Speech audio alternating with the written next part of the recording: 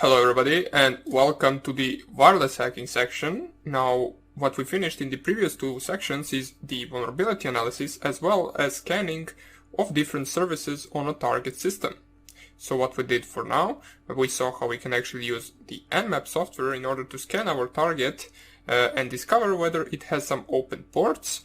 But right now, what is the next important part is to actually get into the network in order to even be able to scan our targets. In order to do that, we need to actually crack the wireless network so we can actually access all of the local area network devices on that specific network. That's why we are first going to discuss what wireless network is, and then we will try to hack it in a practical lesson.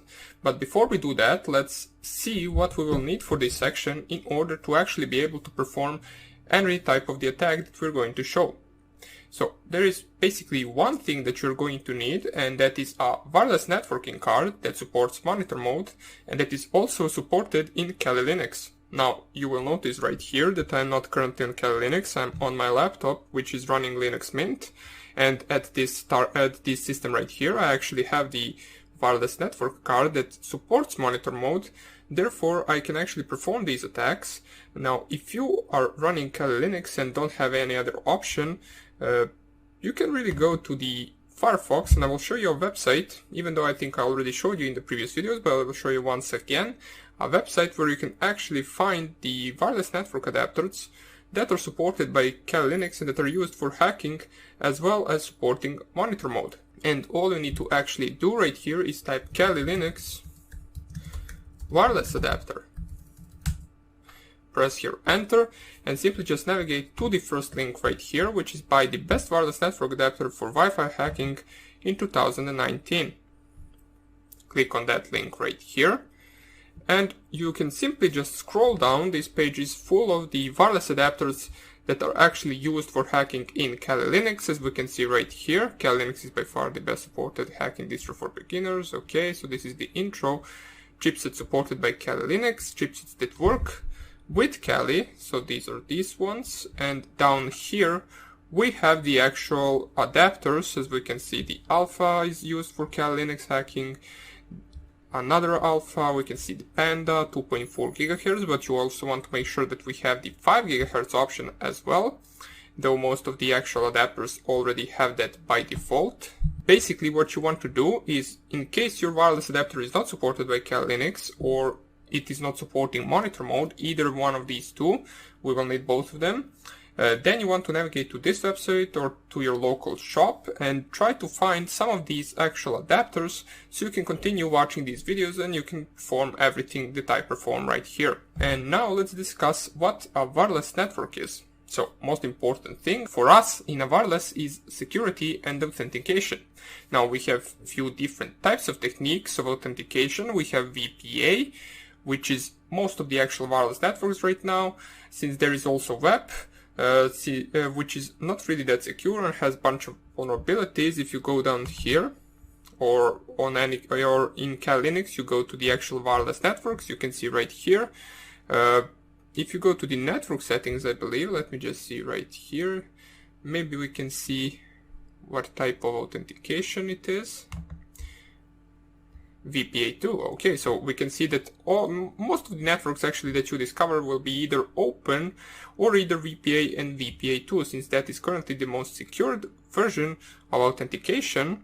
And right now, in this current period of time, there is also VPA3 that is coming out, but VPA3 basically it was released in 2018, I believe, and it includes VPA3 Personal and VPA3 Enterprise versions.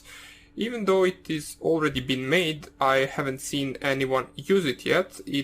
VPA3 makes it actually mandatory to use protected management frames or PMF, whereas the PMF was a late addition and optional for the VPA2.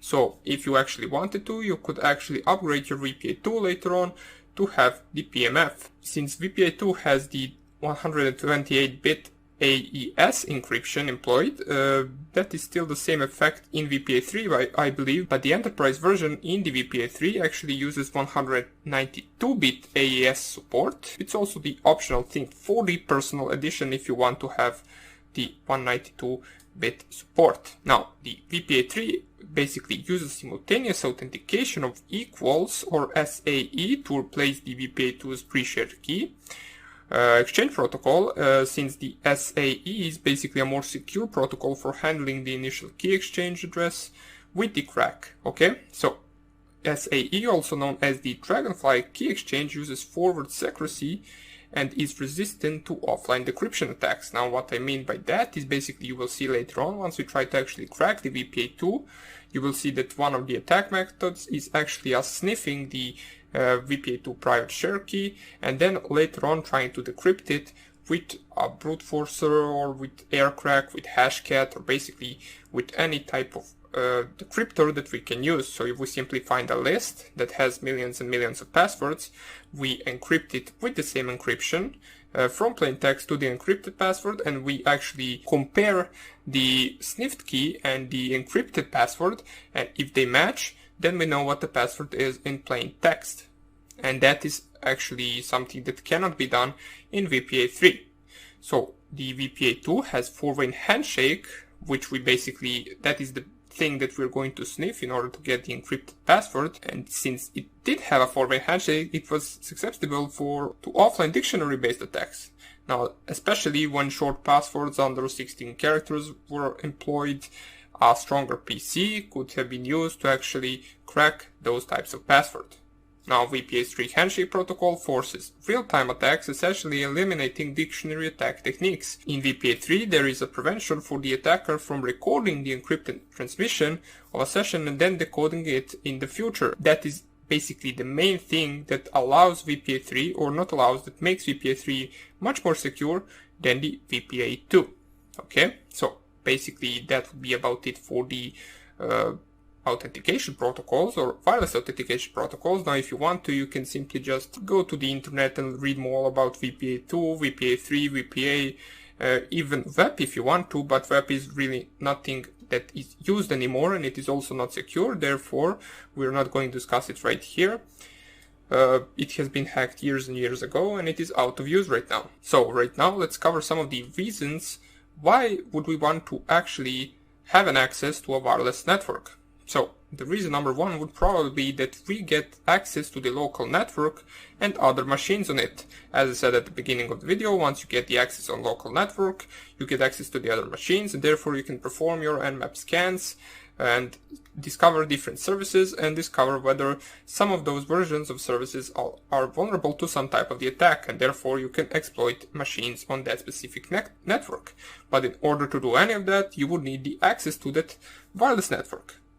The reason number two would possibly be to actually sniff the traffic. So once you actually go and have an access to some local area network, you can perform the man-in-the-middle attack, which allows us to sniff different traffic and maybe sniff some of the passwords that go through different machines to the router, or some of the messages from the router to machines. We can perform sniff attack in order to get those. Now we are going to learn man-in-the-middle attack later on, so don't worry about that right now. Another thing that we might want to do is we can also perform denial of service onto the wireless network and kick everybody off of it. But that is also something that can be done without having access to the network, and we are also going to see in the next few lectures how we can actually do that, how we can DOS people and kick them off of the internet without actually being connected to that wireless network or without even knowing the password for it. And the tool that we're going to use to actually crack the wireless network is mostly going to be AirCrack NG, which is one of the most famous tools that is used for wireless cracking. It is free to use Linux-based tool. There are a lot of additional tutorials on it, so basically if you get confused, you can always Google it, and it can be also installed and run on Windows. For some of you that maybe want to run it on Windows, you can do that. And most of them tools actually do the same thing, so the principle behind the attack of cracking the WPA2 password will remain the same no matter which actual tool you are using. Okay? So basically that would be about it for the introductory video, and what we're going to do in the next video is we're going to see how we can actually put our wireless card into the monitor mode.